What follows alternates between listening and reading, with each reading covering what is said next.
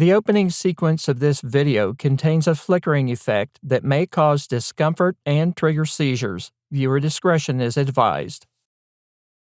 Descriptions of the Second Coming speak of the destruction of the physical universe. End times beliefs propose there will be a renewal or regeneration of those same heavens and earth. Is there going to be a recreation of an unspoiled heaven and earth, resetting things to the way God intended in the beginning?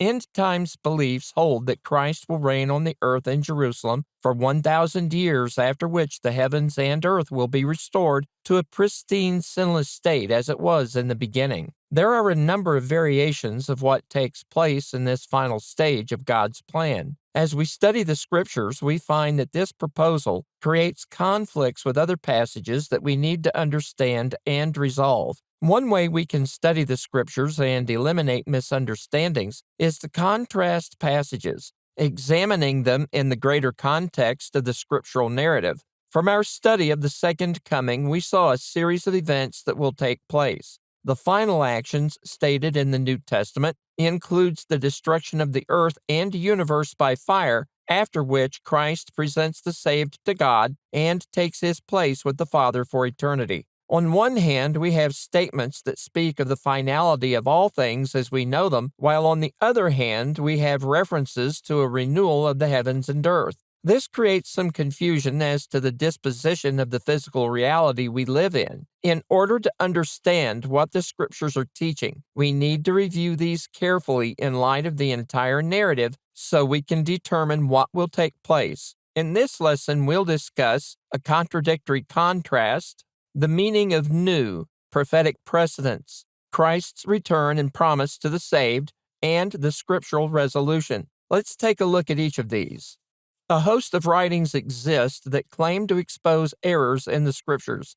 Contentions that the Bible is flawed revolve around misinterpretations and misunderstandings of numerous passages. One way we can resolve these is to compare passages side by side, examine them in respect to their relative contexts, and determine their meaning. We have statements speaking of the destruction of the physical universe, such as those found in the writings of Peter in 2 Peter 3:10-11. Peter also states that we're looking for new heavens and a new earth wherein dwelleth righteousness in 2 Peter 3:13. At face value, this implies there will be a regeneration or restoration of the physical universe. As we look at passages listing events that will take place at the Second Coming, we find a number of similarities. There's an overall sense of finality in these descriptions. In one chapter, as I've quoted here, we find statements of destruction as well as what might appear as a recreation of the world and universe in which we live.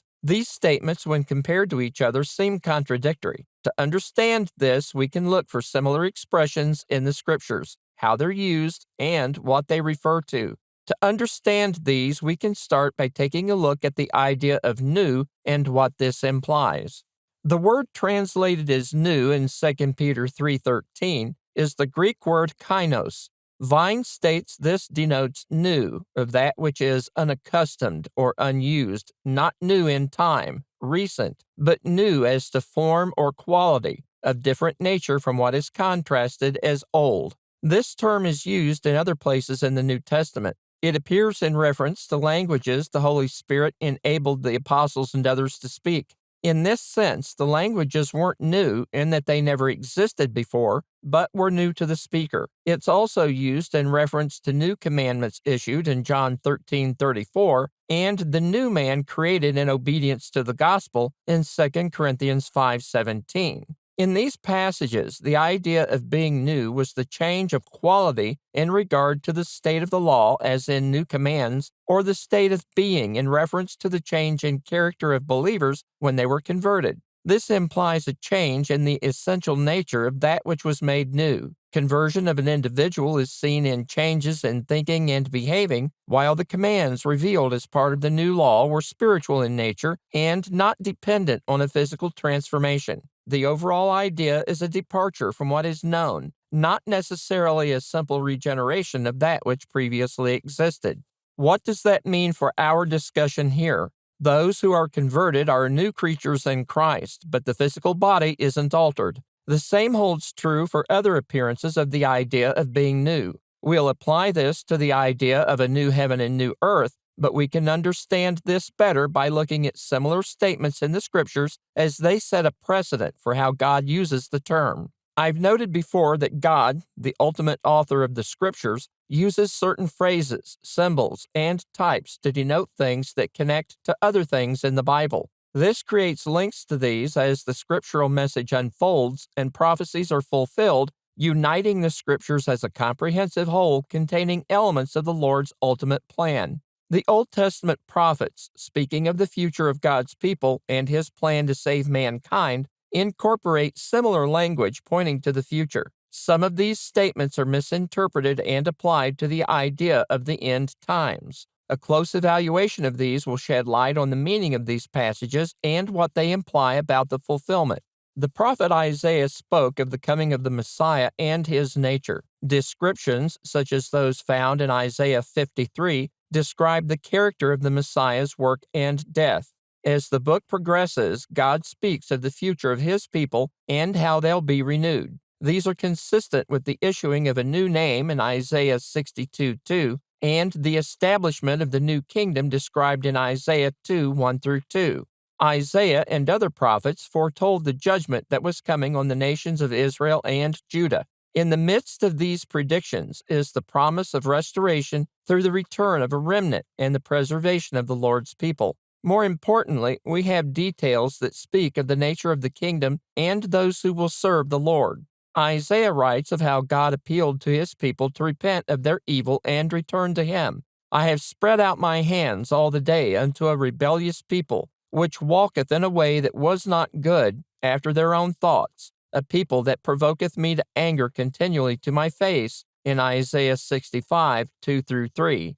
God goes on to describe His judgment and actions against this people. Behold, it is written before me, I will not keep silence, but will recompense, even recompense into their bosom, your iniquities and the iniquities of your fathers, together saith the Lord, which have burned incense upon the mountains and blasphemed me upon the hills. Therefore will I measure their former work into their bosom, in Isaiah 65:6-7.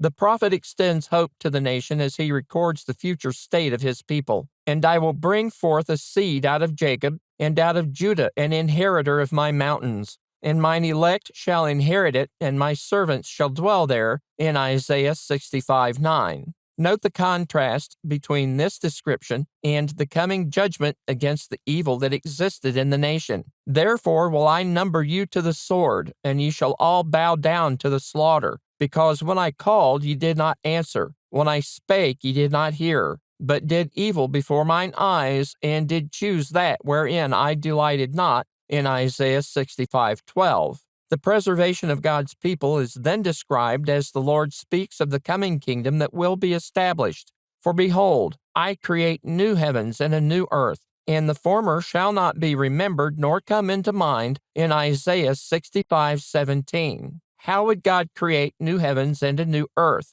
The answer can be found in how these were fulfilled. The people of Judah were carried away to exile in Babylon for 70 years in Jeremiah 25:11. The remnant returned, rebuilt the temple and later the walls, as recorded in the books of Ezra and Nehemiah. The purpose of the remnant was to preserve the environment in which God would bring the Messiah into the world. Isaiah had provided a sign of this in Isaiah 7:14. Within this environment, the Messiah would offer himself as the final sacrifice for the sins of the world in Isaiah 53. A new kingdom would be established that was for all nations in Isaiah 2:2 and Micah 4:1-2. A new law would be given in Jeremiah 31:31-34, which is confirmed by the writer of Hebrews in Hebrews 8:8-9. The difference in the new kingdom and its law is found in the description of the faithful. I will put my laws into their mind and write them in their hearts. And I will be to them a God, and they shall be to me a people. And they shall not teach every man his neighbor and every man his brother, saying, Know the Lord, for all shall know me, from the least to the greatest. For I will be merciful to their unrighteousness, and their sins and their iniquities will I remember no more, in Hebrews 8:10-12. These changes constituted the new heavens and new earth spoken of by Isaiah. The law would pass away in Hebrews 8:13. The Gentiles would be included in Acts 10:35 and 15:14-17. The priesthood would be changed in Hebrews 8:1-6. In all of these things, God brought about a renewal spiritually. In essence, this constituted the new heavens and new earth spoken of by Isaiah. This is consistent with the meaning of the word new as used by Peter, in that the nature and character of service to God was renewed in the fulfillment of God's plan. Spiritually, there was a renewal. Those drawn to the Lord did so from a position of faith and heartfelt dedication. In that sense, there was a renewal or regeneration of the nature of our relationship with God. We can understand this better as we take a look at the promises Christ made to the apostles and the future disposition of the faithful at the end of time. Prior to his death and later ascension to the Father, Christ told his disciples, Let not your heart be troubled. Ye believe in God, believe also in me. In my Father's house are many mansions. If it were not so, I would have told you. I go to prepare a place for you, and if I go and prepare a place for you, I will come again and receive you unto myself, that where I am, there ye may be also, in John 14:1-3. There are critical points in Jesus' statement at this time that will help clarify what Peter refers to in his statement about a new heaven and new earth. First, Christ assured them they could rely on their faith in God. Although they would experience the death of Christ and later see him leave them, they had the assurance that God would be with them. This was followed by a promise, the promise that Christ indeed would return for them. He let them know there were many mansions in his Father's house, and followed this with the declaration that he was going to prepare a place for them there. He then provides more comfort in the fact that he would return for them to receive them to himself, so that they would be with him. They had seen miracles and heard his teachings. All things he told them had come to pass, and now, on the eve of his death and later departure, he extended peace to them through the promise that they would one day be with him. The hope of the Christian is to have that eternal home with God. Paul told the Colossians, If ye then be risen with Christ, seek those things which are above, where Christ sitteth on the right hand of God. Set your affection on things above, not on things on the earth. For ye are dead, and your life is hid with Christ in God. When Christ, who is our life, shall appear, then shall ye also appear with him in glory, in Colossians 3:1-4. This is consistent with other statements about the second coming. Paul told the Thessalonians, For the Lord himself shall descend from heaven with a shout, with the voice of the archangel, and with the trump of God. And the dead in Christ shall rise first. Then we, which are alive and remain, shall be caught up together with them in the clouds to meet the Lord in the air, and so shall we ever be with the Lord. Wherefore comfort one another with these words in 1 Thessalonians 4:16-18. The church at Thessalonica had been subjected to false statements about the return of Christ.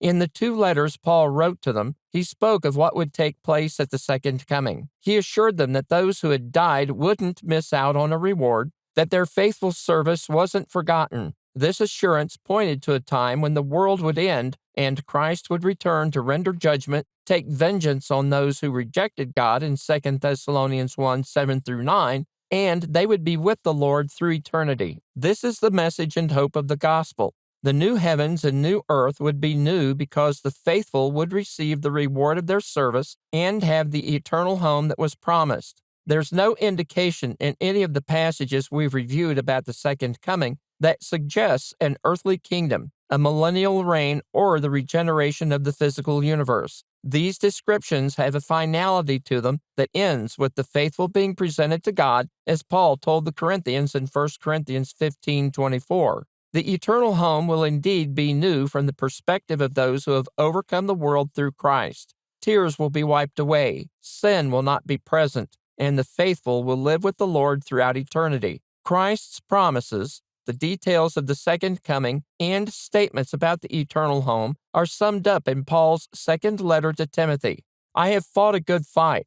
I have finished my course. I have kept the faith. Henceforth there is laid up for me a crown of righteousness, which the Lord, the righteous judge, shall give me at that day, and not to me only, but unto all them also that love his appearing, in 2 Timothy 4:7-8. This is the hope we have in Christ, that we'll dwell with God and Christ in a place that is far from the pain and suffering that has corrupted the world through the influence of Satan and the weakness of humans. Regeneration of the physical world, ideas about a millennial reign, and events believed to take place following this create contradictions within the Scriptures. The resolution is to accept what the Bible states. We are told there will be a day when God sends His Son to return to the earth with His angels to gather the faithful, judge the world, destroy it, and present the saved to the Father. Ideas, such as those proposed by premillennialism, in a way reflect an inability to let go of the present world. The world will pass away just as the Scriptures teach. We need to focus on living in a way that's acceptable to God so we can escape the wrath to come. The same assurance and comfort is present in the book of Revelation as John reminds the 7 churches of Asia of this fact. God would save them through their tribulations and persecutions. John, quoting Christ, writes, "Be thou faithful unto death, and I will give thee a crown of life," in Revelation 2:10. When we accept what the Scriptures teach, contradictions are resolved, and we can focus on applying godly principles to our lives with the assurance that we can overcome and will be saved in so doing. John confirms we can do this when he states, "Ye are of God, little children, and have overcome them, because greater is he that is in you than he that is in the world," in 1 John 4:4. Views of the end times come to a climax with the millennial reign of Christ, followed by the regeneration of the world and a final entry into heaven by the faithful. As we review the interpretations these beliefs are based on, we find problems with the proposed sequence of events that can't be reconciled with the biblical narrative. In the next lesson, we'll discuss, and after this, as we explore conflicts and problems created by a literal interpretation of passages in Revelation and other books.